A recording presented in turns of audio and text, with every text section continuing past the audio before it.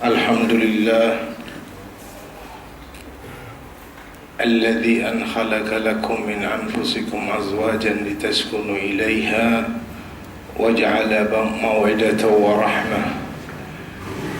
Thumma assalatu wassalamu ala nabiyyina wa imamina Muhammad sallallahu alaihi wasallam wa ala alihi wa ashabihi wa man tabi'ahum bi ihsanin ila yaumiddin. Puja dan puji syukur senantiasa kita haturkan kehadirat Allah Subhanahu wa taala. Alhamdulillah, di malam hari ini kita dapat berjumpa kembali dalam acara rutin pengajian umum yang insyaallah akan disampaikan langsung oleh Ustaz Ali Hasan Al-Bahar. Terima kasih kami ucapkan kepada Ustaz Ali yang telah meluangkan waktunya untuk kami jemaah muhajirin. InsyaAllah ilmu yang beliau sampaikan dapat bermanfaat buat kita semuanya. Amin. Salawat dan salam untuk Nabi kita Muhammad sallallahu alaihi wasallam serta keluarganya dan para sahabatnya, dan insyaAllah kita semuanya yang setia padanya sampai akhir masa. Saudara-saudara sekalian, baiklah, pengajian segera kita akan mulai. Pada hari ini kita akan masuki pelajaran dari tafsir surat At-Taubah.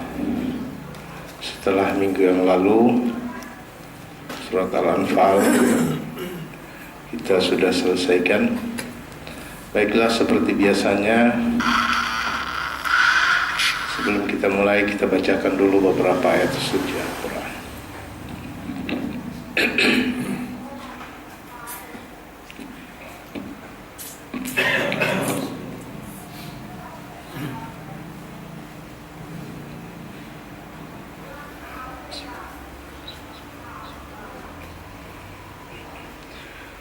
Assalamualaikum warahmatullahi wabarakatuh.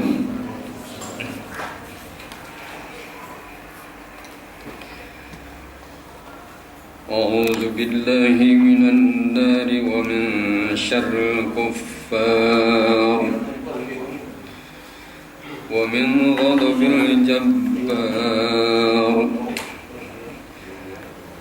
Al-izzatu lillahi wa lirasulihi wa lilmu'minin.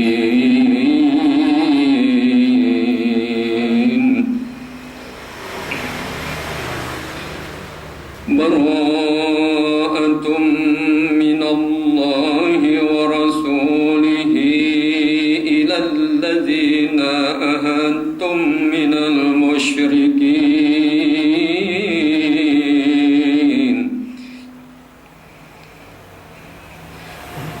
فسيحوا في الأرض 4 أشهر واعلموا أنكم غير معجز الله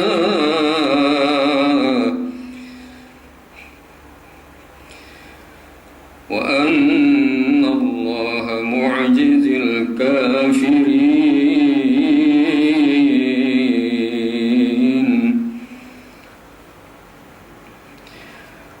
وأذان من الله ورسوله إلى الناس يوم الحج الأكبر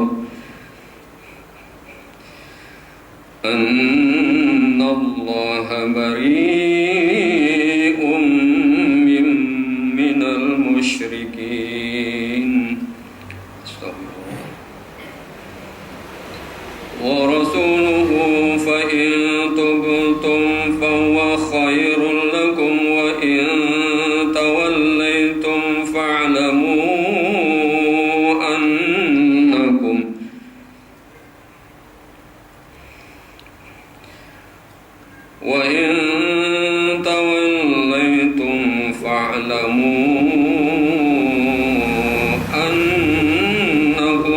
غير معجز الله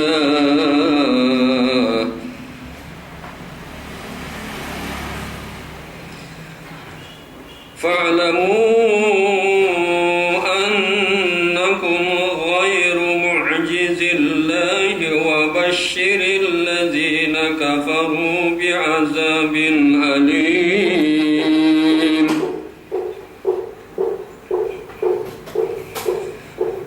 إلا الذين عاهدتم من المشركين إلا الذين عاهدتم من المشركين ثم لم ينقصوكم شيئا ولم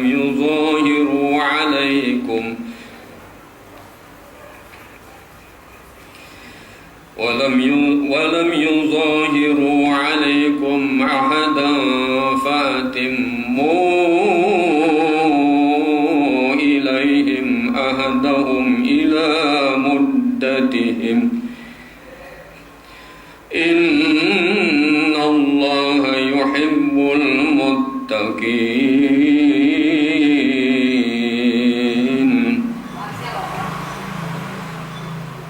فإذا انسلخ الأشهر الحرم فاقتلوا المشركين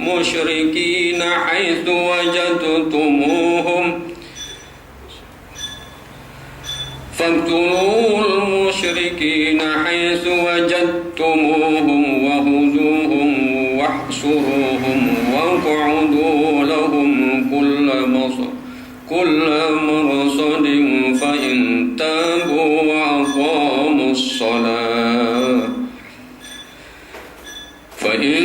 تابوا وأقاموا الصلاة وآتوا الزكاة فخلوا سبيلهم إن الله غفور رحيم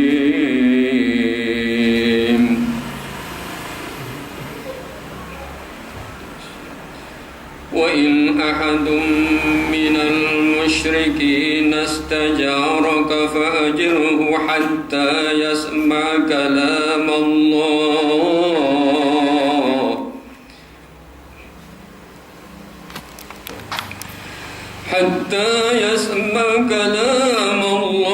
ثم أبلغهم مأمنه ذلك بأنهم قوم لا يعلمون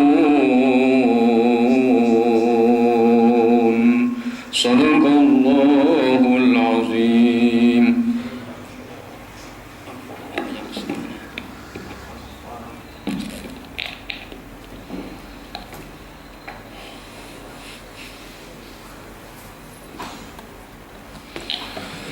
Bismillahirrahmanirrahim. Assalamualaikum warahmatullahi wabarakatuh. Alhamdulillah wassalatu wassalam ala nabiyyina wa rasulina wa imamina wa hujjatina wa maulana Muhammad Rasulillah wa ala alihi wa ashabihi wa man tabi'a hudahu wa walah wa la hawla wa la quwwata illa billah. Puja dan puji syukur senantiasa kita haturkan kehadirat Allah Subhanahu wa taala. Salawat dan salam untuk Nabi besar Muhammad sallallahu alaihi wasallam, untuk keluarga beliau, para sahabat beliau dan seluruh pengikut beliau yang setia sampai akhir masa. Sahibul bait beserta famili dan keluarga mudah-mudahan senantiasa diberkahi oleh Allah Subhanahu wa taala. Saudara-saudara semua jamaah muhajirin, semoga berlimpah keberkahan dari Allah Subhanahu wa taala. Kita akan masuk pada surat ke-9, surat At-Taubah, yang merupakan salah satu surat yang memiliki keunikan. Semua surat-surat dalam Al-Quran dimulai dengan bismillah, kecuali surat yang sekarang kita masuk membacanya. Tidak ada bismillah sebagai tanda awal surat, dan ini menjadi yang membedakan surat Al-Bara'ah atau surat Taubah dibanding dengan surat-surat yang lain. Kita akan bacakan baina yaday surah, prolog, mukaddimah yang terkait dengan surat At-Taubah ini. Surat yang diyakini oleh kesepakatan ulama turunnya di Madinah, surah Madaniyah dan ayatnya itu 129 ayat.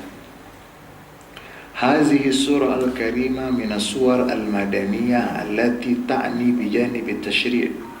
Surat At-Taubah ini adalah surat yang mulia, termasuk dari surat-surat yang diturunkan di Madinah yang memberikan perhatian terkait dengan tashri', perundang-undangan ataupun aturan. Wa hiya min awakhiri ma nuzila ala Rasulillah sallallahu alaihi wasallam. Dan surat ini termasuk dari yang akhir, bukan yang paling akhir, termasuk turunnya di masa-masa akhir, diturunkan kepada Rasulullah sallallahu alaihi wasallam. Faqad rawal Bukhari an al-Barra bin Azib anna akhir suratin unzilat surat Bara'ah. Diriwayatkan oleh Imam Bukhari dari Al-Barra bin Azib, beliau mengatakan anna akhir suratin nuzilat surat Bara'ah. Surat yang diturunkan terakhir, nanti ulama itu membahas surat yang diturunkan secara lengkap. Surat yang diturunkan terakhir adalah surat Bara'ah. Warawal Hafidh Ibnu Katsir anna awwala hadhihi surah nuzilat ala Rasulillah sallallahu alaihi wasallam inda marji'ihi min ghazwati Tabuk. Diriwayatkan oleh Imam Ibnu Katsir. Imam Ibnu Katsir pemilik kitab tafsir, namanya Tafsir Ibnu Katsir. Anna awwala hadhihi surah, awal surat Bara'ah atau Taubat ini nuzilat ala Rasulillah, diturunkan kepada Rasulullah ketika Rasulullah pulang dari perang, namanya perang Tabuk. Perang Tabuk itu, Tabuk sekarang menjadi wilayah yang dekat dengan Madinah. Ada wilayah yang waktu itu ketika terjadi perang, musimnya musim panas, sudah mendekati panen korma. Itu godaannya gimana tuh? Yang punya pohon kurma gimana tuh? Mau nunggu panen atau mau ikut jihad? Wa ba'atha Abu Bakr as-Siddiq amiran 'ala al-hajj tilka sanah. Dan Rasulullah mengutus Sayyidina Abu Bakar as-Siddiq pada tahun tersebut sebagai Amirul Hajj pada tahun tersebut. Liyuqima lin-nasi manasikahum, untuk menjadi pemimpin yang menunjukkan kepada manusia yang melaksanakan haji pada waktu itu manasik. Falamma qufila atba'ahu bi Ali ibn Abi Talib liyakuna muballighan an Rasulillah ma fiha min al-ahkam nuzilat fi sana at-tasi'ah min al-hijrah. Ketika selesai, Rasulullah SAW meminta kepada Ali bin Abi Talib untuk menyampaikan apa-apa yang telah diturunkan terkait dengan hukum-hukum. Diturunkan pada tahun ke-9 dari hijrah. Nabi Muhammad itu meninggal tahun berapa? Nabi Muhammad di Madinah berapa lama? Di Mekah kan 13 tahun, 10 tahun, berarti akhir. Sebelum haji wada, karena tahun setelahnya baru nanti ada haji wada atau haji perpisahan. Wa hiya sanah allati kharaja fiha Rasulullah li ghazwi Rum wa ishtaharat baina al-ghazawat an-nabawiyyah bi ghazwati Tabuk wa kanat fi harrin syadid. Itu tahun ke-9 Hijriah, dan di tahun tersebut Rasulullah keluar untuk melaksanakan perang, memerangi Romawi, yang dikenal perang tersebut di antara ghazawat. Jadi nanti di dalam Islam itu, di dalam sejarah Nabi, ada perang namanya ghazwah, ada perang namanya sariyah. Kalau ghazwah itu perang yang Nabi Muhammad langsung ikut di dalam peperangan tersebut, kecuali satu, tidak ikut tapi dinamakan ghazwah, namanya Mu'tah, ghazwat Mu'tah. Nabi gak ikut. Lalu ulama mengatakan, kok kenapa dinamakan ghazwah juga? Karena sebelum berangkat Nabi udah jelasin apa yang akan terjadi. Nanti bendera pertama dipegang oleh fulan, kalau fulan gugur dipegang oleh yang kedua gugur dipegang oleh yang ketiga. Kalau yang ketiga gugur maka serahkan kepada siapa yang bisa menjadi pimpinan kamu. Nabi gak ikut, tapi Nabi menjelaskan.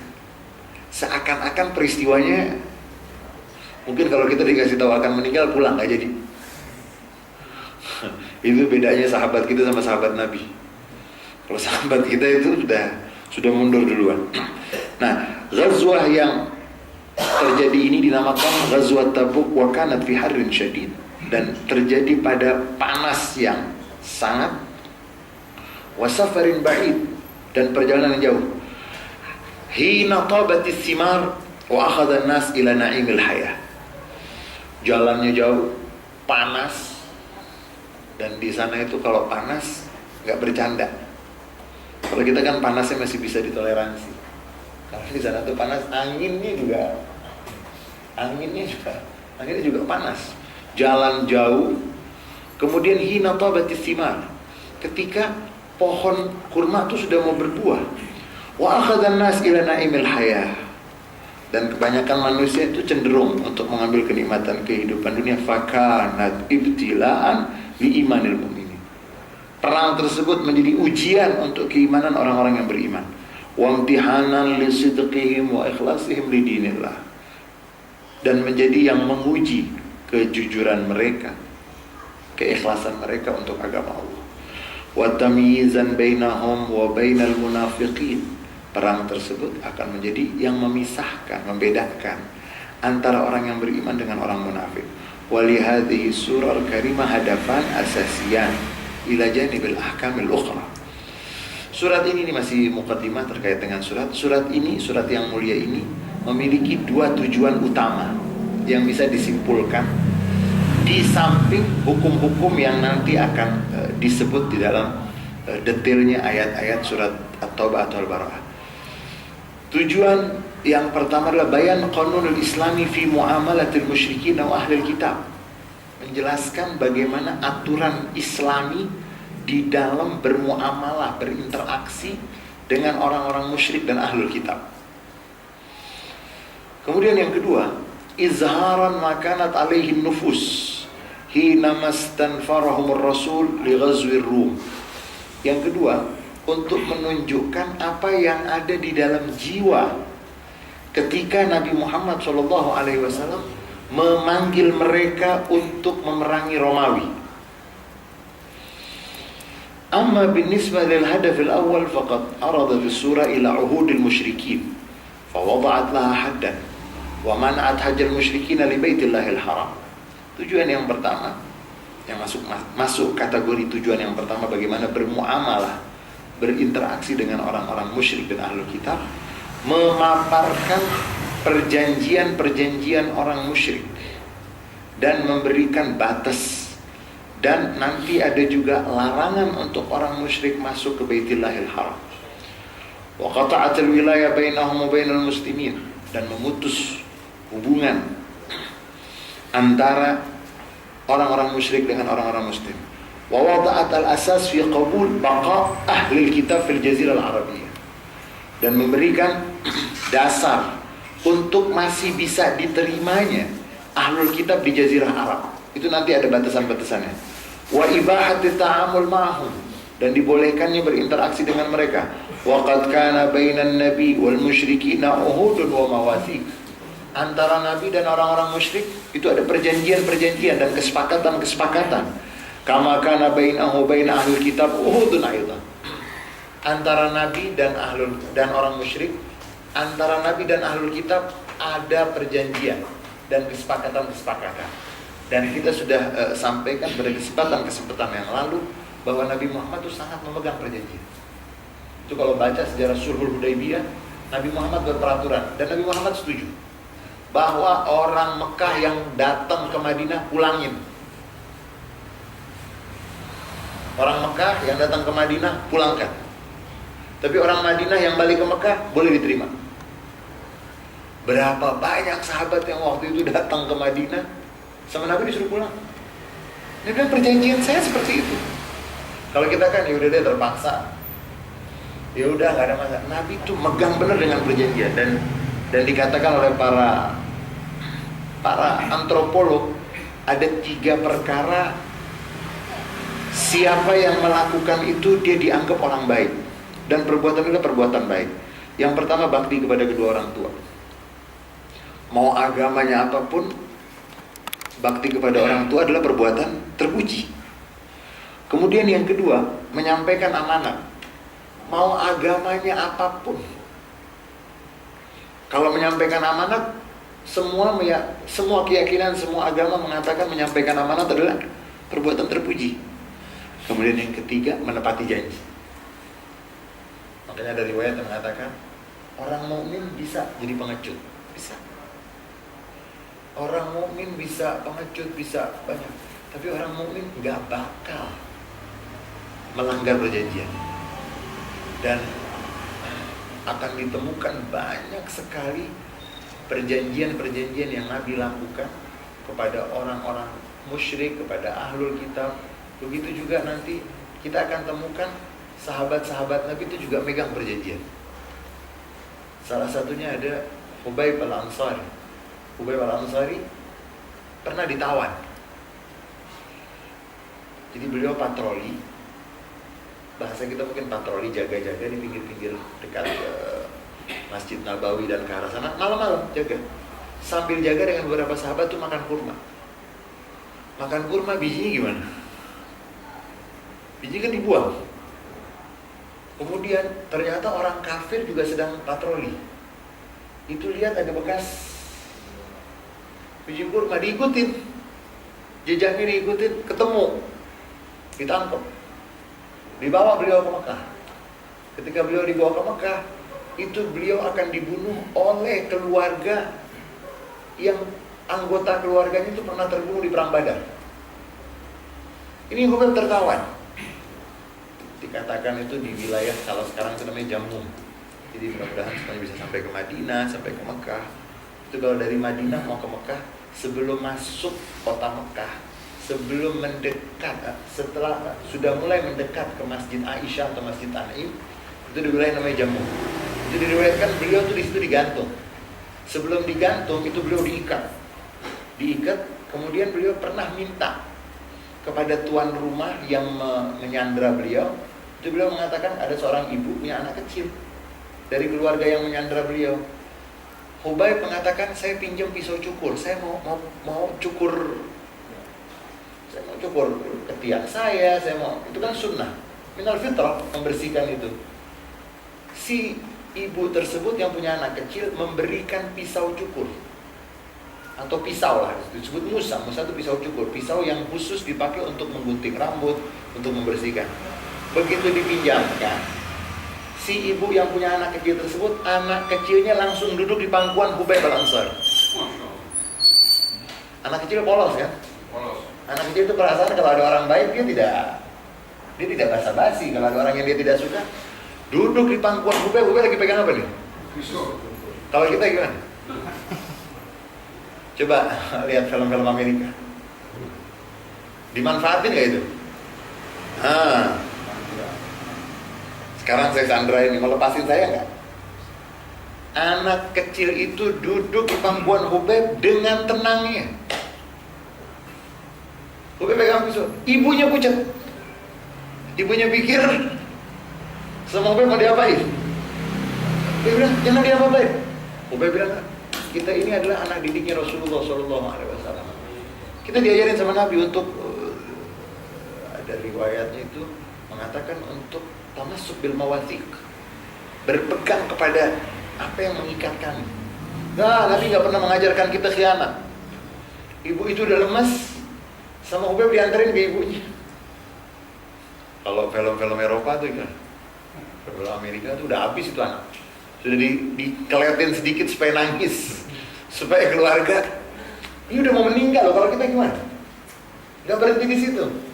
Begitu Hubayb sudah digantung, sudah mau dipenggal kepalanya, itu ada yang godain Hubayb. Hubayb, bagaimana? Kan kamu begini gara-gara Muhammad. Bagaimana kalau Muhammad ganti kamu? Kita ambil Muhammad ganti kamu kami lepaskan. Kami tidak akan ridho Nabi kami kena sedikit duri. Langsung yang tadi mau ngeledek itu, yang mau mengejek, ma ra'aitu ahadan yuhibbu ahada ka hubbi ashabi Muhammadin Muhammadan. Aku tidak pernah melihat seorang mencintai seseorang sebagaimana sahabat Nabi tersebut mencintai Kalau kita kan iya nih gara-gara dia saya jadi begini, iya nih gara-gara megang perjanjian.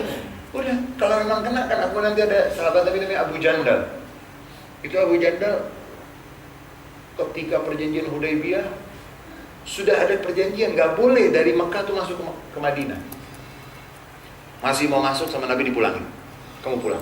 Nggak mau pulang ke Mekah, di tengah jalan ke Mekah dan Madinah. Orang-orang kafir Quraisy kirim surat sama Nabi. Wahai Rasulullah, itu ada umatmu yang masih juga nggak mau pulang ke Mekah.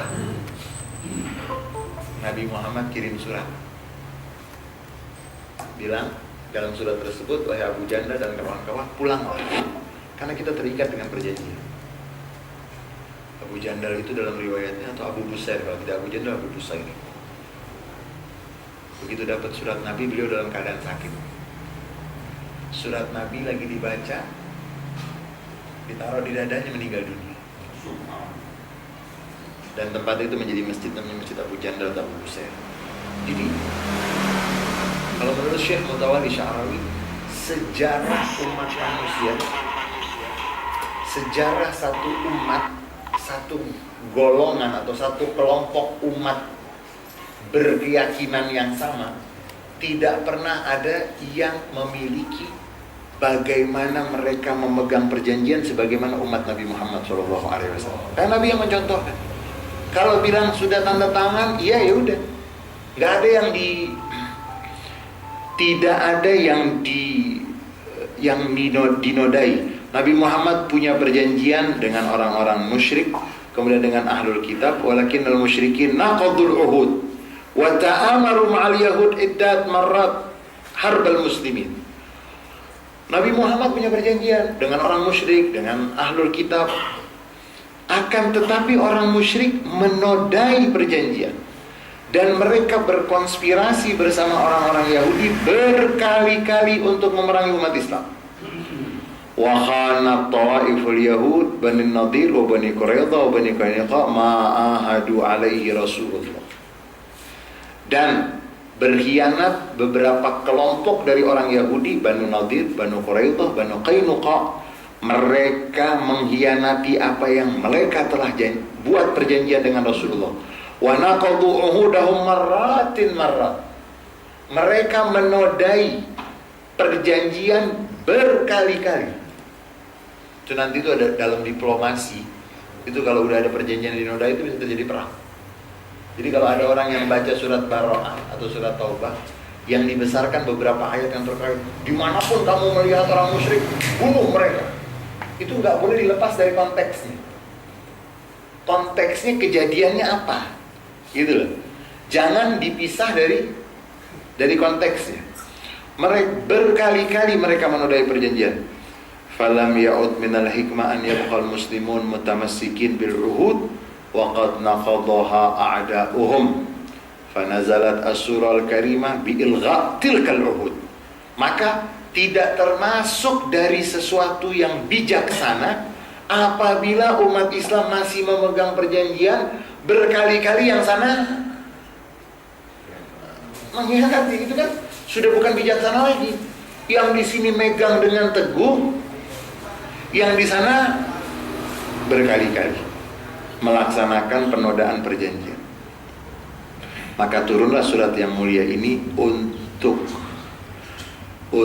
menghapus, untuk menyatakan perjanjian tersebut sudah tidak bisa dipegang lagi dan dikembalikan kepada mereka semuanya dengan jelas.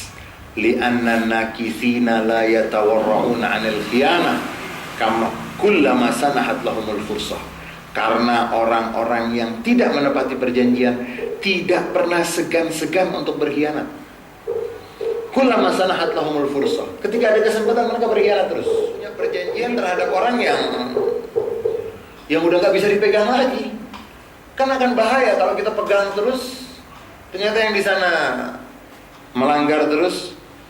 Wa bidzalika qata Allah ta'ala ma bainal muslimina wal musyrikina min silatin fala ahda wala ta'ahuda wala silma wala aman.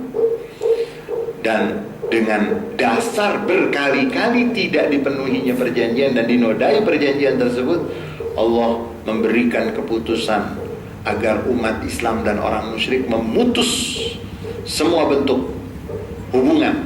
Cuman jangan dianggap ini ayat ini untuk orang yang sekarang juga, musyrik yang sekarang juga, bukan. Ini jangan terus, wah ini kan ayatnya putus hubungan dengan orang kafir yang mana dulu, orang musyrik yang mana dulu. Karena kalau orang musyrik yang baik, orang ahlul kitab yang baik, Nabi Muhammad SAW itu pernah muji seorang Yahudi. Nabi bilang, ni'mal muhairik ni'mal Yahud, kata Nabi. Ada seorang Yahudi namanya Muhairik, baik, tepat janji, menghargai apa yang dijadikan satu kesepakatan. Nabi bilang, Muhairik ni'mal Yahud. Si Muhairik ini adalah sebaik-baik orang Yahudi. Dan masih banyak juga orang-orang yang tidak satu agama dengan kita, tapi dia baik. Nah, ayat-ayat yang akan kita baca nanti itu terkait dengan orang yang udah berkali-kali gitu loh, menodai perjanjian. Makanya disuruh putus hubungan dengan orang-orang musyrik. Tidak ada perjanjian lagi, tidak ada kerjasama lagi, tidak ada perdamaian lagi, tidak ada keamanan lagi. Kan udah bahaya. Yang di sini megang, yang di sana mereka tinggal bocorin terus. Ba'da'an manahullahu fursah kafiyah hiya siyaha fil ard arba'ata ashhur yantalikuna fiha aminin. Setelah Allah kasih kesempatan mereka untuk mencari tempat 4 bulan. Jadi ini hebatnya Islam, gak dihabisin. Padahal kalau Nabi mau menghabisi bisa gak? Bisa. Dan itu yang dikatakan bahwa Islam itu gak pernah haus darah, dan gak pernah ada yang namanya balas dendam, itu gak pernah ada. Islam selalu ingin jalan keluarnya itu bagus, permanen. Tidak ada yang cuman untuk sekedar. Kita tahu bahwa Ali bin Abi Thalib itu pernah dalam salah satu peristiwa peperangan, beliau ingin menebas musuh, nggak jadi. Kenapa? Karena musuhnya meludah. Kalau kita kan, wah musuh meludah tambah kencang. Sayyidina Ali mau menebas, kan ada musuhnya itu meludahi beliau. Beliau nggak jadi nebas. Kenapa kau nggak jadi? Saya takut nebasnya bukan karena agama Allah, tapi karena gengsi saya. Kalau kita karena udah tutupin aja itu semuanya, Allahu Akbar, dianggap itu adalah jihad fisabilillah. Padahal kalau nanti saya menebasnya karena dia meludahi saya, itu bukan jihad. Itu anak didik Rasulullah. Kalau anak didik kita kan belum tentu. Kalau kita kan balas sebelum dia ngeludah, habisin dulu. Jadi dibenahi hatinya untuk tidak sembarangan. Diberikan kesempatan. Orang-orang musyrik itu nanti diberikan kesempatan dulu, bukan langsung dihabisi, enggak. Diberikan kesempatan mereka untuk 4 bulan berpikir, mencari tempat. Liyatamakkanu minan nadhar wa tadabbur fi amrihim wa yakhtaru ma yarawna fihi al-maslahah lahum. Wa fi dzalika nazala surah al-karimah bara'atun minallahi wa rasulih. Mereka untuk memilih apa yang mereka bisa merenung, mereka bisa memilih apa yang menjadi maslahat untuk mereka, dan yang terkait dengan itu turunlah awal-awal dari surat Bara'ah ini. Summa talatahal ayat fi qitalin naqidin. Kemudian ayat yang selanjutnya terkait dengan memerangi orang-orang yang sudah menodai perjanjian dari ahlul kitab. Kalau tadi musyrik, ini ahlul kitab. Min ahlul kitab qatilul ladina la yu'minuna billahi wala bil yawmil akhir wa qad tanawal hadits anhum ma yaqrab min 20 ayah. Musyrik, bagaimana memperlakukan musyrik? Bagaimana memerangi orang-orang ahlul kitab yang telah menodai perjanjian, yang ayat-ayat terkait dengan itu mendekati 20 ayat. Kasyafallahu subhanahu wa ta'ala fihi al-kina' an khafaya ahli kitab. Allah yang membongkar kedok yang selama ini tersimpan di ahlul kitab. Wa man tawat alaihi nufusuhum min khubthin wa makr wa haqdin 'alal islam wal muslimin. Dan apa yang terdapat di dalam jiwa mereka dari keburukan, dari tipu muslihat, dari kedengkian terhadap Islam dan muslimin. Wa aradat as-surah lil hadaf tsani, dan surat ini memaparkan tujuan, bagian dari tujuan yang kedua, wa huwa syarhu nafsiyatil muslimin hina istanfarahum Rasulullah li ghazwir Rum. Memaparkan bagaimana kondisi kejiwaan atau hati orang-orang yang muslim ketika diarahkan oleh Nabi, dipanggil oleh Nabi untuk memerangi orang-orang Romawi. Waqad tahaddatsatil ayat anil mutatsaqilina minhum wal mutakhallifin. Ayat menjelaskan, lihat nih, agama kita ini agama yang sangat adil. Musyrik yang nggak baik disebut, iya. Orang ahlul kitab yang nggak baik disebut. Muslim yang nggak baik juga disebut. Bagaimana keadaan jiwa dan hati sebagian orang-orang muslim ketika diminta oleh Nabi untuk berangkat jihad melawan orang-orang Romawi. Ayat-ayat akan menjelaskan orang-orang al-mutatsaqilin yang merasa berat untuk melaksanakan jihad, wal musbitina wa kashafatil ghita an fitanil munafikin, orang-orang yang malas, yang merasa berat. Dan ayat-ayat tersebut akan mengungkap kedok dari fitnah yang dilakukan oleh orang-orang munafik bi'tibar khatarihim adahim alal Islam wal muslimin, dengan perhitungan bahwa bahaya mereka itu sangat mengarah kepada Islam dan orang-orang muslim. Wa fadhahat asalib nifaqihim, dan Allah akan mengungkapkan bagaimana cara munafik mereka, wa alwan fitanihim wa takhdhilihim lil mu'minin, dan bagaimana warna fitnah-fitnah yang mereka lakukan terhadap orang-orang yang beriman. Hatta lam tada' lahum sitran illa hatakathu, sehingga gak ada satupun yang menutupi keburukan mereka kecuali Allah ungkap itu di dalam ayat-ayat ini nanti. Wala dakhilah illa kasyafatha, tidak ada yang terselubung kecuali diungkapnya. Wa tarakathum ba'da hadzal kasyf wal idha takadu talmasuhum aidil mu'minin, dan meninggalkan mereka orang-orang munafik tersebut dengan terungkapnya ini semua, hampir saja mereka bisa dipegang satu persatu mana orang-orang yang munafik. Waqad istaghraqal hadis anhum mu'dhamus surah, dan yang terkait dengan mereka pembahasan itu hampir seluruh surat, dari pertama laukana aradan qariban wa safaran qasidan lattaba'uk, seandainya bagian yang akan didapat itu dekat dan perjalanan itu tidak terlalu jauh dan jelas keuntungannya, mereka akan mengikuti kamu. Jadi nanti itu ada orang-orang yang diajak jihad itu lagi mikirin kormanya, lagi mau. Al-Quran itu jujur, yang baik dibilang baik, yang buruk dibilang buruk, yang baik dipuji, yang tidak baik juga diungkapkan, apalagi yang berbahaya. Ila qawla yazalubun al-banau ribatan fi qulubihim illa an taqatta'a qulubuhum wallahu alimun hakim. Walihada sammaha ba'dus sahabah al-fadihah, sebagian sahabat Nabi menjuluki surat Baroah ini atau surat At-Taubah adalah surat Al-Fadihah, surat yang mengungkap keburukan. Kalau bahasa sekarang itu skandal. Fadihah kalau bahasa sekarang itu skandal.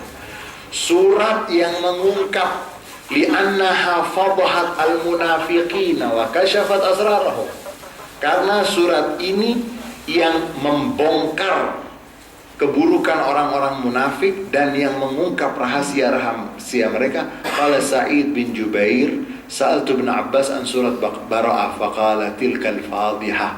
Sa'id bin Jubair mengatakan, saya pernah bertanya kepada Abdullah bin Abbas tentang surat Bara'ah atau surat Taubah.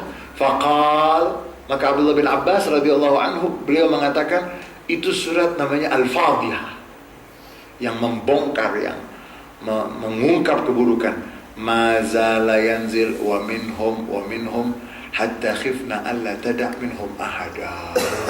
Surat itu turun dan menjelaskan dari mereka, maksudnya orang-orang munafik, sehingga kami takut tidak ada yang tersisa dari orang munafik kecuali sudah disebut sifat-sifatnya dalam ayat-ayat tersebut.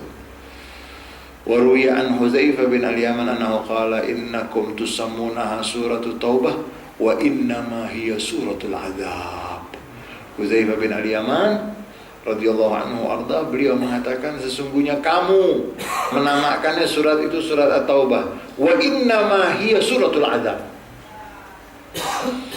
Kamu menamakannya surat At-Taubah, sesungguhnya dia tidak lain adalah surat, pantasnya namanya surat Al-Ahzab, wallahi ma tarakat ahadan minal munafikin illa nalat minhu. Demi Allah, tidak ditinggalkan satu orang munafik kecuali telah mendapatkan azab dari kemunafikannya sebagaimana yang disebut dalam ayat-ayat tersebut. Wa hadza huwa sir fi adami wujudil basmalah fiha, dan ini adalah rahasia kenapa tidak ada basmalah, tidak ada bismillah di dalam awal surat Bara'ah ini. Qala Ibnu Abbas, sa'altu Ali bin Abi Thalib, lima lam yuktab fi Bara'ah bismillahirrahmanirrahim? Qala li'anna bismillahirrahmanirrahim aman wa bara'at nuzilat bisayf laisa fiha aman. Abdullah bin Abbas, muridnya Sayyidina Ali bin Abi Thalib, diriwayatkan Abdullah bin Abbas itu pernah belajar sama Ali bin Abi Thalib. Itu kata Ibnu Abbas, saya belajar sama Ali bin Abi Thalib, saya minta dijelaskan tentang tafsir surat Al-Fatihah. Baru bismillah huruf ba-nya aja dari selesai sholat isya sampai mendekati subuh belum selesai. Ilmunya dalam. Karena nanti ba saja itu, ba, huruf ba, ba itu kalau dibahas itu, kenapa bismillah yang dipakai itu bismillah? Apa arti ba? Ba itu untuk lil ilsaq, untuk nempel. Kenapa untuk nempel? Nggak lepas. Kenapa nggak lepas? Berlindung. Kenapa panjang tuh nanti? Itu baru huruf ba-nya. Kemudian nanti dibahas lagi sama ulama-ulama tasawuf. Al-Quran semua rahasianya terkandung dalam Al-Fatihah. Semua Al-Quran itu sudah dicakup oleh Al-Fatihah. Semua Al-Fatihah pada bismillah. Semua bismillah di huruf ba-nya. Huruf ba-nya di, wah itu nanti ada ilmunya. Itu kalau misalnya kita tanya itu,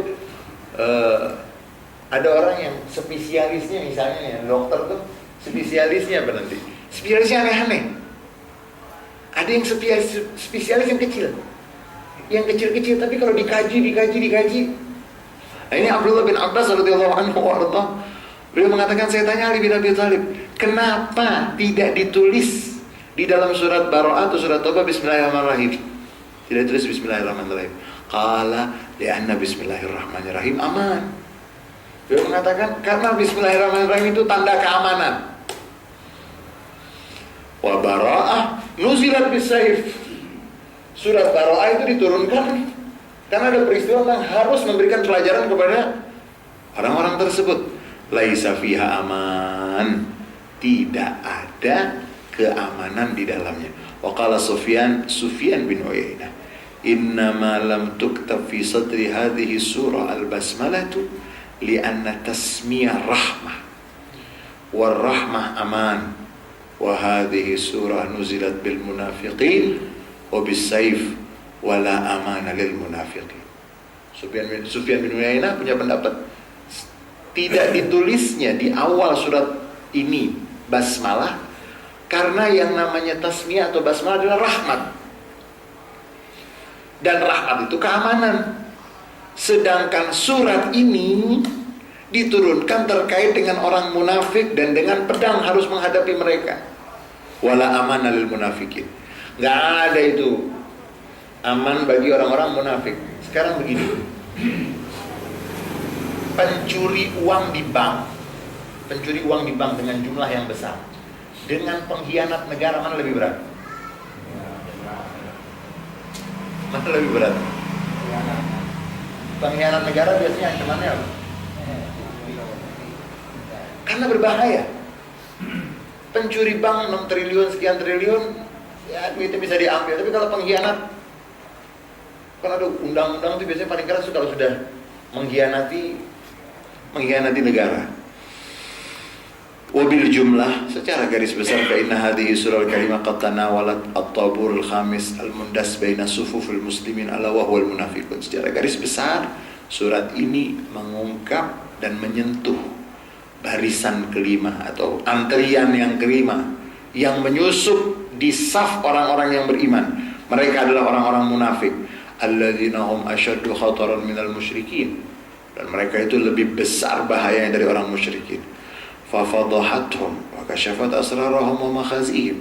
Surat ini membongkar dan mengungkap rahasia dan keburukan-keburukan mereka. Wa dhallat taqdhifuhum bil humam hatta lam tubqa minhum diyara. Surat ini melempari mereka dengan yang panas sehingga tidak tersisa dari mereka satupun. Faqad wasala bihimul kaid fi ta'amur al-Islam. Karena salah seorang dari mereka, banyak dari mereka itu yang melakukan konspirasi untuk menghancurkan Islam. Ayattakhidhu buyutallah awqaran lil harbi wat tadmir. Mereka menjadikan rumah-rumah Allah sebagai sarang untuk kehancuran dan kerusakan. Wa ilqa'il fitnah baina sufufil muslimin, dan yang menyebarkan fitnah di antara barisan orang-orang yang beriman. Fi masjidihim alladhi urifa bismi Masjid Ad-Dirar. Mereka bikin nggak tanggung-tanggung, bikin masjid tandingan. Sampai nanti itu masjid gimana? Nabi suruh apa? Bakar. Jadi kalau ada yang bilang Nabi nggak pernah membakar ini, pernah. Tapi konteksnya jangan dilepas. Jangan pernah terus, Nabi Muhammad rahmat, nggak ada yang itu, enggak. Ketika bahaya yang sudah tidak bisa dihindari lagi, anggap saja kalau mau gampang memahami, Ustadz kok bisa begitu? Iya. Kalau api sudah mendekat, apa yang mau dilakukan? Api ini sudah mendekat, ada seorang di lantai sekian, api itu sudah mendekat. Apa yang mau dilakukan? Nunggu apa lagi? Kalau sudah bahaya yang tidak bisa dihindari lagi dan sudah sangat bahaya, mereka buat masjid tapi masjid dirar, masjid tandingan. Waqad nuzila fi syani arba'u ayat fi hadhihi surah, sampai ada 4 ayat yang terkait dengan masjid. Walladzina takhadhu masjidan dirara wa kufran wa tafriqan bainal mu'minin wa irsadan liman haraballahu wa rasulahu. Jadi kalau misalnya kita lihat sekarang ini kondisi umat Islam juga bisa ada hal-hal seperti itu. Jadi orang-orang yang kalau bahasa sekarang tuh proxy war, perangnya itu perang nggak langsung, memakai tangan-tangan dari dalam untuk menghancurkan. Sama sekarang itu kita ada namanya ISIS, ada namanya yang seperti itu. Al-ayatu alam yakad an-nabi sallallahu alaihi wasallam yatalaqqal wahy at-taqala li ashabi intaliqu ila hadzal masjidil zalim ahluh fahdimu wa harriqu. Ketika dapat wahyu tersebut, perintah untuk menghancurkan itu, Nabi langsung mengatakan kepada para sahabatnya, pergilah ke masjid yang zalim isinya. Orang yang berada di masjid itu yang zalim isinya, fahdimuhu wa harriqu, hancurkan dan bakar. Fahadamuhu wa kafallahu al-islam wal muslimin syarrahum wa kaidahum wa khubsahum wa fadhahum ila yaumiddin. Cukup menjadi sesuatu yang mengungkap keburukan mereka, tipu daya mereka, keburukan mereka, skandal mereka, itu terungkap. Jadi orang munafik pernah ada di zaman Nabi. Makanya orang yang hidup di zaman Nabi itu nggak sama. Ada yang kelasnya tinggi, ada yang kelasnya. Nah, ini masjid dirar sampai Nabi perintahkan untuk dibakar. Nama surat ini at-tasmiyatu sama hadhihi surah bi asma' adidah. Awsalaha ba'dul mufassirin ila 14 isman. Nama-nama untuk surat Al-Bara'ah ini itu jumlahnya cukup banyak, sampai sebagian mufassir mengatakan nama untuk surat ini ada 14 nama. Qala al-'allama Az-Zamakhsyari. Imam Az-Zamakhsyari ini salah seorang ulama ahli balaghah Al-Qur'an, ahli keindahan bahasa Al-Qur'an. Bermadzhab Mu'tazilah, tapi masih dipakai pendapat-pendapatnya. Itu yang dikatakan bahwa kita boleh mengambil pendapat dari orang yang berbeda. Ya, kita padahal Mu'tazilah, Zamakhsyari itu Mu'tazilah, bahkan termasuk Mu'tazilah yang cukup keras. Tapi karena ilmunya banyak, maka diambil. Itu ada ungkapan ulama, alaihi bid'atuhu wa lana ilmuhu wa alaihi bid'atuhu. Ilmunya kita ambil, bid'ahnya urusan dia. Kita ambil yang baik, kita buang yang buruk. Al-Imam Az-Zamakhsyari beliau mengatakan li hadhihi surah iddatu asma. Surat ini memiliki berapa nama? Pertama namanya Bara'ah, At-Taubah, Al-Muqashqishah, Al-Muba'thirah, Al-Musharridah, Al-Mukhziyah, Al-Fadihah, Al-Muthirah, Al-Hafirah, Al-Munakkilah, Al-Mudamdimah, Suratul Adzab. Itu di antara nama-namanya, banyak namanya, julukan. Jadi sama seperti surat Al-Hujurat dinamakan surat akhlak, dijuluki surat akhlak. Karena di dalam ayat-ayatnya banyak berbicara tentang akhlak. Nah, ini nama-nama ini terkait mungkin dengan tema yang ada dalam surat Bara'ah, Taubah, Muqashqishah itu yang menyingkap. Kalau awan gelap tuh qashqasha yuqashqish itu awan yang gelap tuh disingkap. Mubakhirah yang membuat berantakan, kocar-kacir. Musyarridah yang buat lari. Al-Mukhziyah yang bikin malu. Wal-Fadhihah, skandal yang mengungkap keburukan. Al-Muthirah yang membangkitkan. Al-Hafirah yang menginjak. Al-Munakkilah yang mendatangkan sanksi. Al-Mudamdimah yang menghancur luluh lantahkan. Dinamakan juga Suratul Adzab.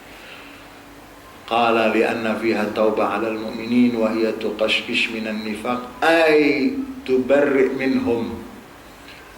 Dan sesungguhnya surat ini dinamakan surat taubat juga terhadap orang yang beriman, karena dia yang akan membersihkan, mengikis dari kemunafikan bagi orang-orang yang beriman. Wa tub'athir an asraril munafikin, yang membongkar rahasia orang-orang munafik. Wa tabhath anha wa tusiruha wa tahfuru anha wa tafdahuhum, yang mencari, mengungkap keburukan tersebut, yang mengangkat dan yang membongkar, dan yang menjadi sanksi untuk mereka, membuat mereka lari, membuat mereka malu. Wa tudamdim alaihim, dan membuat kehancuran bagi mereka semuanya. Dan dibacanya itu boleh baca a'udzu tapi bismillahnya enggak. Dan nanti ada pendapat lagi mengatakan, kenapa enggak ada bismillahnya? Memang dari sananya. Kemudian ada lagi pendapat yang mengatakan, orang Arab jahiliyah kalau ingin memutus hubungan dari perjanjian enggak pakai nama Allah lagi. Jadi kalau mereka sudah punya perjanjian, kemudian sudah dinodai dan seterusnya, mereka nggak pakai nama. Karena kalau nulis perjanjian pakai nama Allah. Jadi perjanjian Hudaybiyah antara Nabi dengan orang-orang musyrik Mekah itu ditulis Bismillah atau Bismikallahumma. Tandanya mereka menghormati, sehingga mereka terikat. Kalau sudah tidak ada ikatan lagi, atau memang sudah harus tidak ada ikatan lagi, tidak pakai Bismillah lagi. Bara'atun minallahi wa rasulihi ilal ladzina ahadtum minal musyrikin. Ini adalah pernyataan bara'ah, putus hubungan dari Allah dan Rasulnya kepada mereka yang telah kamu mengambil janji dengan mereka, kamu membuat perjanjian dengan mereka, orang-orang musyrik. Ini adalah pemutusan. Dikatakan bahwa orang-orang musyrik tersebut, mereka sudah punya perjanjian, tapi mereka putus dan mereka nodai berkali-kali, sehingga surat ini surat satu-satunya yang tidak ada didahului dengan bismillah. Tapi kalau direnungkan itu ulama mengatakan begini, surat di dalam Al-Quran jumlahnya berapa? Semua surat 114. Setiap surat dimulai dengan bismillah, kecuali Bara'ah. Berarti berapa? Berarti kurang satu. Nanti di surat An-Naml tentang Nabi Sulaiman, kirim surat kepada Ratu Balqis, innahum min Sulaiman wa innahum bismillahirrahmanirrahim. Berarti bismillah di dalam mushaf Al-Quran udah berapa? 114 surat. Di setiap awal surat itu ada bismillah, kecuali surat Bara'ah atau Taubah. Berarti bismillah di awal surat cuman ada 113. Lah surat dalam Al-Quran 114. Di dalam surat An-Naml ada 1. Jadi lengkap. Jumlah bismillah di dalam mushaf 114. Dan itu menandakan bagaimanapun juga Bismillahirrahmanirrahim adalah bagian yang tidak boleh dipisahkan, kecuali dalam konteks. Dan nanti ulama itu menjelaskan Kok sampai tidak ada bismillah? Ya, karena nanti ada kaidah yang mengatakan likulli syai'in mustathnaya. Segala sesuatu pasti ada pengecualian.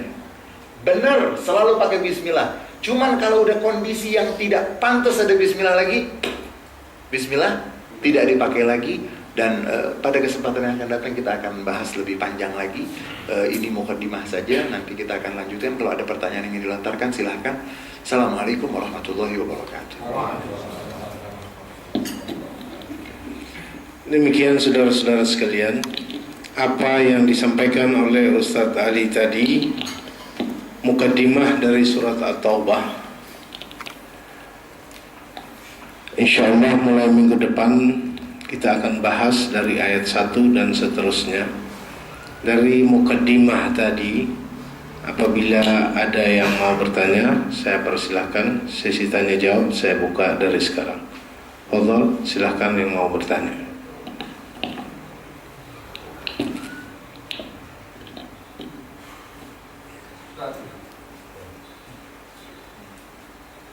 Jadi perkataan basmalah itu artinya sangat luar biasa sekali, Ustaz. Ini nanti itu dibahas sama ulama. Ba itu ilsok, nempel. Nempelnya nempel apa? Kemudian isim. Isim itu artinya apa? Isim bisa sumuh, tinggi. Isim bisa wasem, tanda. Nempel dengan nama Allah. Karena setiap seseorang yang ingin melakukan sesuatu, dia akan mengkaitkan yang dia lakukan itu dengan nama yang dia anggap agung dan mulia. Dan tidak ada yang lebih agung dan lebih mulia dari nama. Isim. Sampai isimnya itu, setiap bismillah tuh alifnya dibuang. Mestinya kan ba, kemudian alif, sin, mim. Itu dibuang. Kenapa? Emang nempel, harus nempel. Manusia tuh harus nempel kepada Allah. Ba-nya, isimnya. Allah. Allah itu kata Syekh Mutawalli Sya'rawi, lafaz Allah kalau dihapus satu persatu hurufnya gak hilang maknanya. Allah dihapus satu jadi lillah. Lillahnya dihapus lagi, lamnya jadi lahu. Untuknya. Dihapus lagi, lam yang terakhir jadi huwa. Gak hilang. Itu namanya gak mati. Lafaz untuk nama yang tidak mati dan belum pernah ada sesuatu pun dikasih nama seperti lafaz Allah. Kemudian Ar-Rahman, Ar-Rahim. Sudah Rahman, mestinya mungkin orang bilang cukup deh Rahman aja, kenapa harus ada Rahim? Jelasin sama ulama. Rahman itu artinya kasih sayangnya yang membeludak. Rahim, kasih sayangnya yang kekal, tetap. Artinya apa? Allah Tuhan yang kasih sayangnya dan tetap. Kemudian nanti banyak kisah-kisah. Ini kisah-kisah keberkahan bismillah. Jadi biasanya itu kalau kiai-kiai itu mau menganjurkan murid-muridnya untuk jangan lepas baca bismillah, ada seorang istri setiap meletakkan sesuatu baca bismillah, suaminya bosan. Akhirnya permatanya yang paling mahal itu diumpetin sama suaminya. Ngasih hadiah, kalau nggak salah itu ngasih hadiah.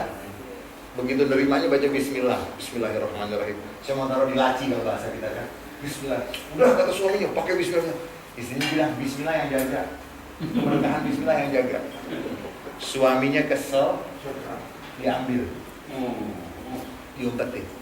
Berapa saat setelah itu nanya, beberapa waktu setelah itu nanya, mana permata yang berharga yang saya titip sama kamu? Saya taruh di situ, coba ambil. Saya cari gak ada. Istrinya ini percaya masuk sama bismillah. Cuma mungkin kita kelasnya belum begitu kan. Ini sama suaminya diumpetin di tempat lain. Buka tempat yang disimpan di dalamnya itu dengan baca bismillah. Subhanallah, barangnya ada. Yang baca si suaminya. Istri. Jadi si suami sedang tidak suka dengan istri yang terlalu baca bismillah. Akhirnya ini percaya dan tidak percaya.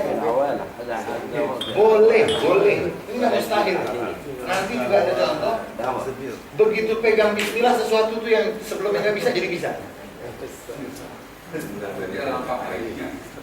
Nabi bilang kullu amrin dibalin layu kaki bismillahirrahmanirrahim.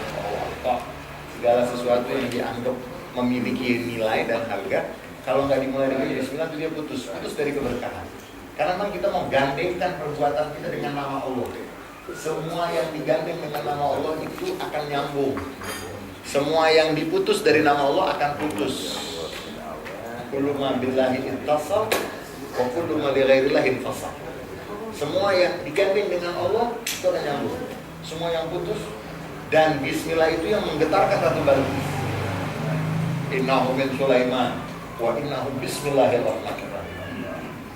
Menggetarkan. Jadi bismillah itu sudah mengguncangkan. Nanti ada juga riwayat, meskipun riwayat sejarah, waktu Nabi Sulaiman alaihissalam meminta kepada anak buahnya, man ya'tini bi arsyina, siapa yang bisa mendatangkan singgasana Ratu Balqis. Qabla ya'tuni muslimin, sebelum mereka datang itu menyerahkan diri. Akhirnya Ifrit mengajak kepala anak hati. Qabla an taqumu min maqamik. Jadi Ifrit bilang, saya bisa mendatangkan sebelum kamu bangun dari tempat duduk. Qala alladhi indahu ilmun min kitab ana ati qabla an yartada ilaika tawaf. Yang punya ilmu mengatakan saya bisa lebih cepat sebelum engkau mengedipkan matamu. Ada yang mengatakan, apa tuh yang dibaca? Ya zal jalali wal ikram. Ada riwayat mengatakan begitu. Ya zal jalali wal ikram, begitu dibaca ya zal jalali wal ikram, itu singgasana langsung. Cuman kita belum kelas. Pernah lihat orang bikin martabak? Bukan. Kelihatannya gampang ya. Coba bikin. Kalau yang udah bahasa tasawuf itu yang udah makomnya. Kalau yang udah makomnya sambil ngomong. Tapi kalau yang belum makomnya, kalau pernah punya teman tukang cukur, pertama dia nyukur rambut gimana? Tegang. Begitu dia udah ahli sambil ngobrol bisa. Nah ini baca, ada yang mengatakan bacanya bismillah. Asif bin Burki ya kalau tidak salah namanya. Dia baca ya Jalali wal Ikram, mengatakan dia baca bismillahirrahmanirrahim sehingga sana bisa pindah. Cuman kita belum makomnya. Jangan terus duduk di sini. Bismillahirrahmanirrahim. Akhirnya sakit jiwa itu yang kayak begitu. Jadi bismillah punya manfaat yang sangat besar, dan di hampir setiap kitab-kitab kuning kita sebutnya, kitab-kitab klasik, ketika mensyarah kitab-kitab yang matang itu dijelaskan tentang detailnya hikmah dari bismillahirrahmanirrahim. Allahu a'lam. Ada pertanyaan lagi, silakan. Tidak ada Ustaz yang bertanya tentang bismillah. Kalau Utsman bin Affan ditanyakan tentang tidak adanya bismillah, beliau mengatakan bahwa memang pada saat itu Nabi meninggal, sampai Nabi meninggal belum dijelaskan. Sebab dia mengatakan bahwa di ayat ini turun ada kaitannya dengan surat yang Sebelum Al-Anfal. Alur ceritanya itu, jadi tidak ada yang berani menyebutkan bismillah, sebab dikhawatirkan bahwa surat At-Taubah ini adalah masuk bagian dari surat Al-Anfal. Wallahu a'lam, setahu saya hampir sepakat mengatakan bahwa memang Nabi yang tidak memerintahkan. Syekh Mutawalla Syarawi itu pernah menjelaskan begitu. Kenapa tidak ada bismillah di situ? Karena memang Nabi nggak memerintahkan. Dan sahabat itu nggak ada yang pernah melakukan kecuali yang Nabi perintahkan. Karena jadi Nabi itu selalu kalau turun wahyu, Nabi kan punya kutabul wahyu, para juru tulis wahyu. Nabi itu selalu mengatakan letakkan di sini, letakkan di sini, letakkan di sini. Nah, Syekh Mutawalla Syarawi diantaranya sambil mengomentari tadi riwayat tersebut, Beliau mengatakan, karena Nabi nggak perintahkan. Lalu nanti dicari hikmahnya, kenapa sih Nabi tidak memerintahkan? Gitu. Oh, karena memang konteksnya. Oh, karena kan gitu. Kita itu hanya bisa mencari hikmah. Karena sebab, misalnya begini, kenapa sholat subuh itu 2 rakaat bukan 4 rakaat? Jawaban itu kan, itu terserah Allah. Itu jawaban yang pertama. Jawaban yang kedua, hikmahnya. Kalau 4 rakaat, Masya Allah. Banyakan yang lupa rakaatnya daripada itu hikmah. Nah, yang disepakati karena Nabi tidak meminta untuk karena bismillah itu menjadi pemisah antara satu surat dengan surat yang lain. Nah, untuk yang ini Nabi tidak perintahkan. Mungkin ada yang mengatakan karena masih terkait nanti surat Al-Anfal dengan surat Baroah, karena yang situ keras, yang ini juga konteks itu dalam keras menghadapi orang-orang yang pantas dihadapi keras. Karena kan ada ular, binatang buas itu ular, gak bisa Anda mau. Kemudian ada binatang-binatang yang memang Anda bisa perlakukan lebih soft, lebih lembut. Ini tidak. Jadi riwayat yang tadi disampaikan itu tidak berarti bahwa Nabi Muhammad SAW menganggap surat itu sama. Namun sama seperti sebagian sahabat itu suka memberikan nama untuk surat, memberikan laqab, gelar untuk beberapa surat. Nah, gelar itu tidak mengikat. Artinya kalau misalnya kita ada mengatakan Iqra li suratul Adzab, bacakan untuk saya suratul Adzab, yang dimaksud adalah surat Bara'ah. Iqra li suratul Fadhihah, bacain dong buat saya suratul Fadhihah. Nah, kalimat Fadhihah tersebut adalah kesimpulan yang diambil oleh sebagian sahabat untuk menamakan surat yang di dalamnya mengungkap. Nah, begitu juga dengan riwayat dari Sayyidina Utsman bin Affan. Saya takut kalau dikatakan masih nyambung dengan dengan surat sebelumnya, jangan-jangan nggak bisa dibedakan antara satu surat dengan surat yang lain. Sehingga paling tidak, yang paling aman, pertama, Nabi tidak memerintahkan untuk diletakkan itu.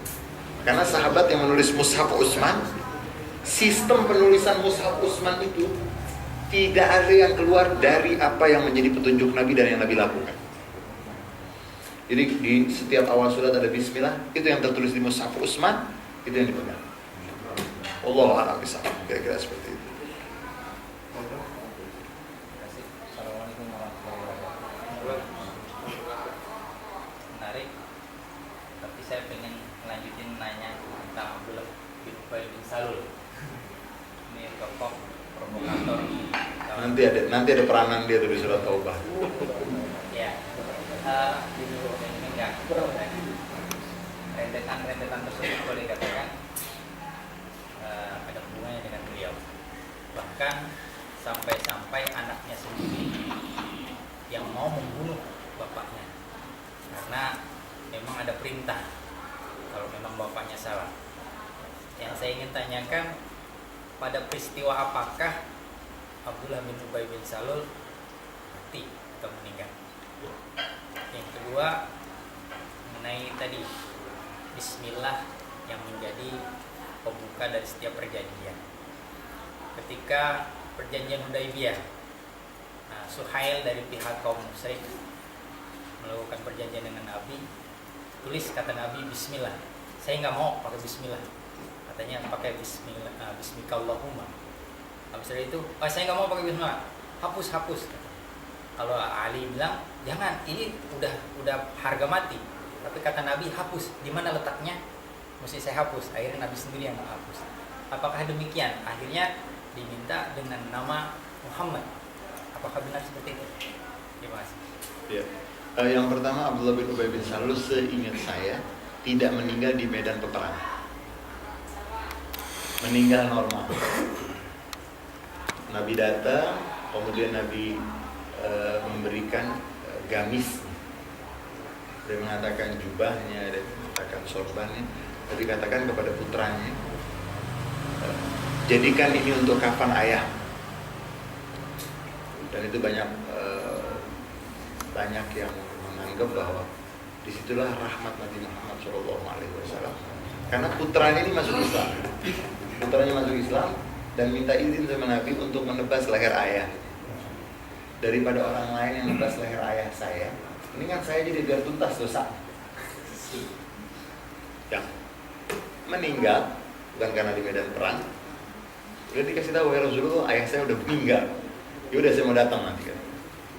Dikasih gamis. Munafik saja dapat gamis Nabi. Masya Allah. Apalagi al-muhajirin. Munafik dapat. Munafik. Nanti ulama mengatakan Nabi ingin jabar khatir waladi. Nabi ingin menenangkan hati putranya udah masuk Islam. Makanya kita nggak boleh tuh menyakitkan hati kalau ada bapaknya nggak bener, anaknya bener tuh nggak boleh. Dan memang ada riwayat putra Abu Lahab masuk Islam, kemudian sholat. Imam tuh kalau mau jadi imam kan nengok belakang dulu, lihat makmum. Ada anak Abu Lahab, bacanya tabat yad.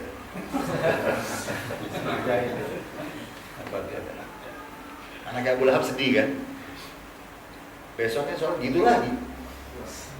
Imam lihat, ada anak Abu Lahab baca tabat yad.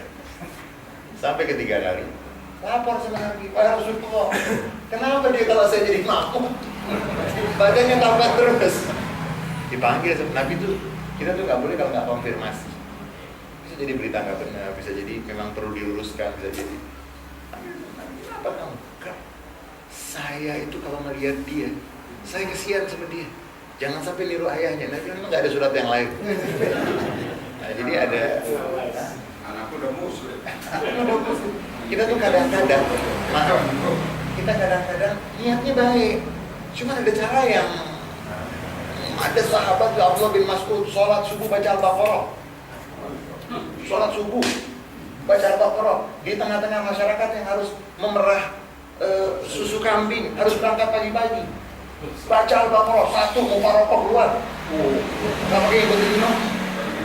Begitu assalamualaikum warahmatullahi wabarakatuh, mana yang di belakang ini?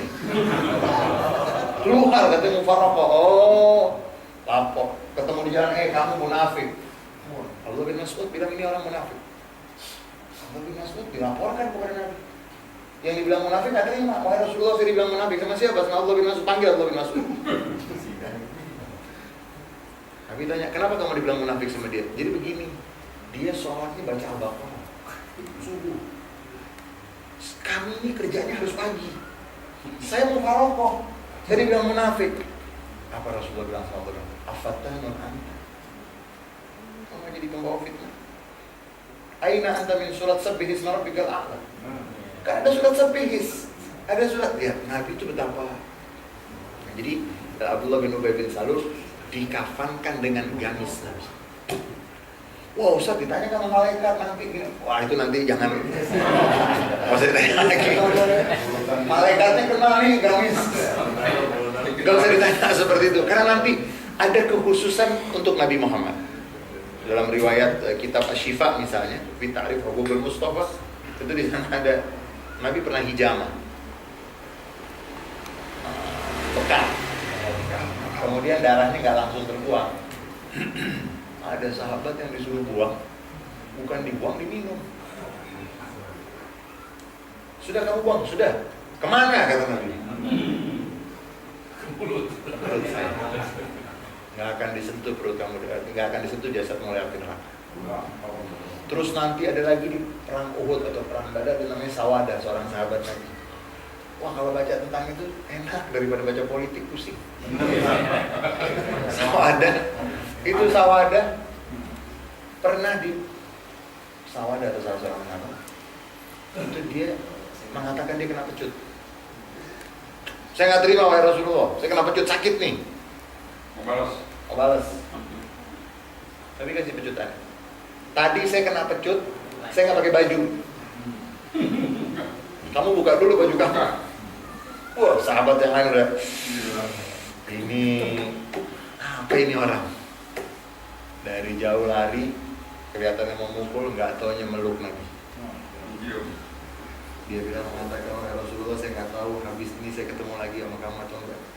saya pengen ambil tasirka jasadi bi jasadi kayak Rasulullah. Saya pengen nempel, kesentuh jasad saya dengan jasad. Masya Allah. Ini keistimewaan Rasulullah. Nanti nggak pernah ada tokoh di muka bumi ini yang dikejar-kejar sampai rambutnya. Rambut, ulama tuh banyak nulis tentang syarot Rasulullah. Rambut Rasulullah. Rambut, mana ada tokoh yang diurusin rambutnya? Rambutnya. Dan sampai banyak ulama yang mengatakan bahwa rambut Nabi itu hidup terus panjang. Sudah wafat. Kalau kita orang yang masih hidup, rambutnya udah gak hidup. Kalau kita orang yang masih hidup, rambutnya udah mati. Nabi Muhammad, orang yang masih hidup, rambutnya udah mati. Nabi Muhammad, rambutnya belum, ludahnya belum, keringatnya belum. Sudah ada kekhususan untuk Abdullah bin Ubay bin Salul. Kita nggak tahu, tapi yang pasti Nabi memperlakukannya dengan sangat terhormat. Karena ketika banyak, wah Rasulullah bunuh aja. Nanti mereka akan mengatakan bahwa Nabi Muhammad membunuh kawan-kawannya. Biarkan, dan akan terlihat sendiri. Kemudian apa lagi pertanyaan kedua tadi? Begini. Dalam perjanjian Sulhul Hudaybiyah, Suhail bin Amr yang menjadi juru runding dari pihak musyrik, itu Ali bin Abi Thalib dari pihak Nabi. Tulis Bismillahirrahmanirrahim. Ada ma'ahada bihi Muhammad Rasulullah ahli Makkah. Terus ya, coret. Nggak kenal tuh kita Rahman Rahim. Coret lagi tuh Rasulullah. Siapa yang ngakuin dia? Engkau Rasulullah. Kalau kami ngakuin, kami nggak ribut. Ali bin Abi Thalib disuruh nyoret nggak sampai hati. Padahal perintah Nabi. Kalau kita mau letterlock, berarti Ali melanggar Nabi ya? Yang namanya melanggar Nabi berarti bagus atau nggak bagus? Nanti ulama mendetailkan nggak mau melaksanakan motifnya apa? Dilihat motif akhlak. Nggak sampai hati nama Rasulullah dicoret. Tidak melaksanakan perintah, lihat dulu motifnya. Jangan terus langsung wah Ali bin Abi Thalib melanggar dulu. Motifnya. Nanti ulama menjelaskan antara akhlak dan melaksanakan perintah, mana yang didahulukan. Karena hormat kepada nama Nabi, itu yang menjadi motif sehingga beliau tidak mau melaksanakan apa yang Nabi. Sampai riwayat mengatakan Nabi yang hapus. Yang mana? Dan akhirnya cuma ditulis, seingat saya, Allahu a'lam, ditulis cuma Bismikallahumma. Sesuai yang mereka minta. Semua yang sesuai yang mereka minta. Sampai sahabatnya itu, wahai Rasulullah, kita kan kuat, kenapa kita harus? Dan nanti turun surat Al-Fatah. Dalam keadaan Sulh Hudaybiyah itu dikatakan udah berangkat umrah nih, bawa binatang yang ditandai untuk disembelih, bukan untuk perang. Bawa pisau-pisau itu hanya untuk menyembelih, bukan untuk, nggak ada senjata untuk perang. Nggak jadi umrah. Marahnya kayak apa? Keselnya kayak apa? Sudah nggak jadi umrah, bikin perjanjian yang menguntungkan sana. Itu nanti sebagian ulama mengatakan, ulama Indonesia terutama, butir-butir yang dihapus di dalam perjanjian Hudaybiyah jumlahnya itu sama dengan butir-butir yang pernah dihapus oleh ulama Indonesia terkait dengan Pancasila. Waktu Pancasila dirumus, ketuhanan yang Maha Esa dan Piagam Jakarta, itu katanya Wallahu a'lam, tinggal nanti dicek lagi. Para ulama Indonesia ketika menerima itu ingat dengan Sulhul Hudaybiyah. Dan jumlah kalimat yang terhapus sama dengan jumlah kalimat yang dihapus dan diizinkan oleh Nabi untuk dihapus, diminta oleh Nabi untuk dihapus dari perjanjian Hudaybiyah.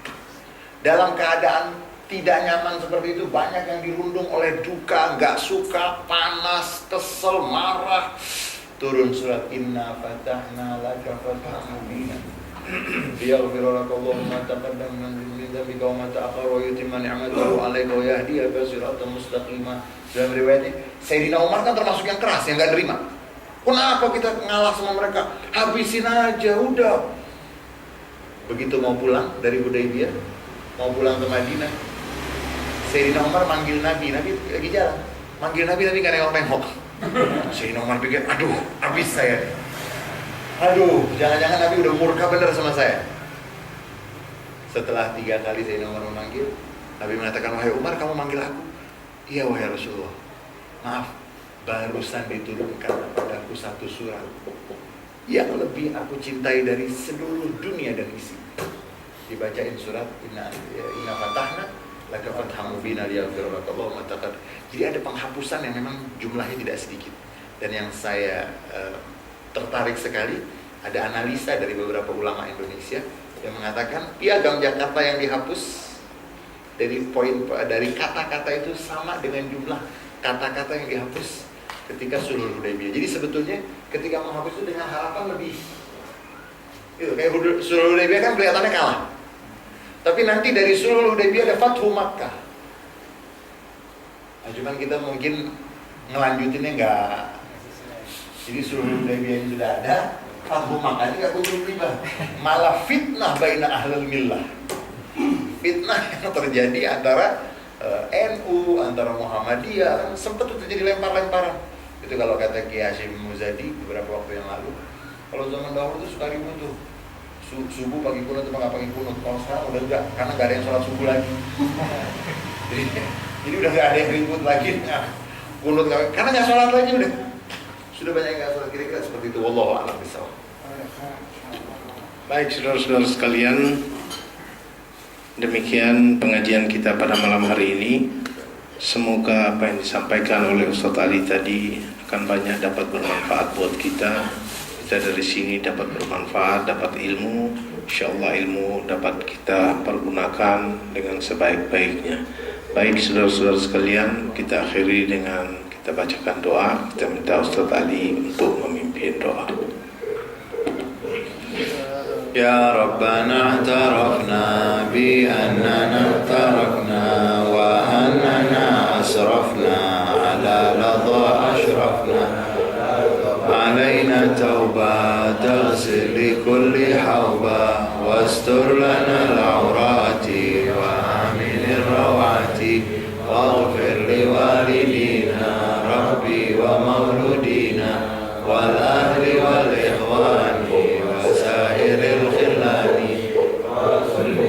محبة أو جيرة أو صحبة والمسلمين أجمعين يا ربي اسمع فضلا وجودا منا لا باكتساب منا بالمصطفى الرسول نهضى بكل سور صلى وسلم ربي عليه عد الحب وآله وصحبه عداد تشي السحب والحمد لله بالبدء والتناهي بسم الله الرحمن الرحيم اللهم صل على سيدنا محمد وعلى ال سيدنا محمد اللهم اجعل جمعنا هذا جمعا مرحوما وتفرقنا من بعده تفرقا معصوما ولا تجعل اللهم فينا ولا منا ولا الينا شقيا ولا محروما ولا اثما ولا معصوما اللهم اهدنا بهداك واجعلنا ممن يسارع في رضاك ولا تولنا وليا سواك وحسبنا الله ونعم الوكيل ولا حول ولا قوة إلا بالله العلي العظيم سبحان ربك رب العزة عما يصفون وسلام على المرسلين والحمد لله رب العالمين.